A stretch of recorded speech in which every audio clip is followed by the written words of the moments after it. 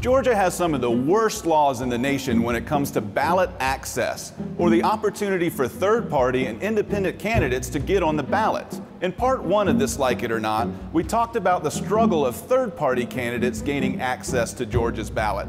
Now we'll take a look at other options for candidates who are neither Democrat nor Republican. The first is the almost impossible task of being a write-in candidate. It sounds easy because it's the only option that doesn't require thousands of petition signatures, but it's not so easy. A potential write-in candidate must register with the Secretary of State, then publish notice of their candidacy in a local newspaper, then file the published notice and an affidavit that the notice was indeed published with the Secretary of State.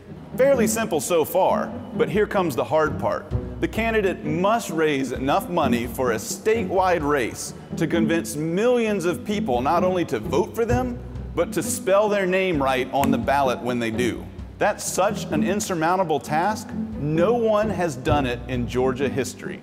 The challenge for an independent candidate might not be as expensive, but it is just as daunting. So much so that, again, no independent has ever appeared on the Georgia ballot in a statewide race, and only one person qualified to do it in one of Georgia's 236 legislative districts, and that was Bill Bozarth of Atlanta in 2014.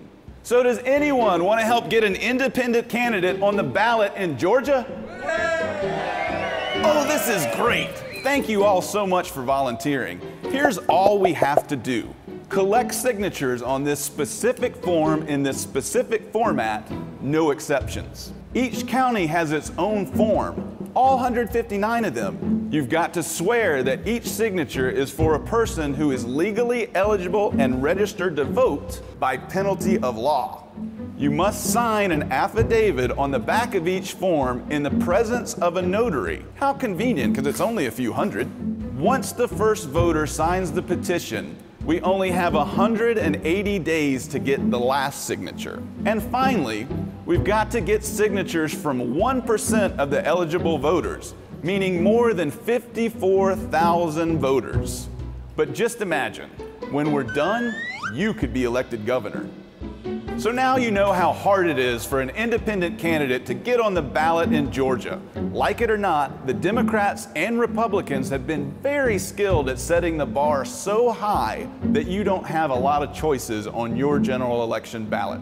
But there is something you can do about it. In January, when the state legislature meets, a bill will be introduced making ballot access much easier for independent and third-party candidates.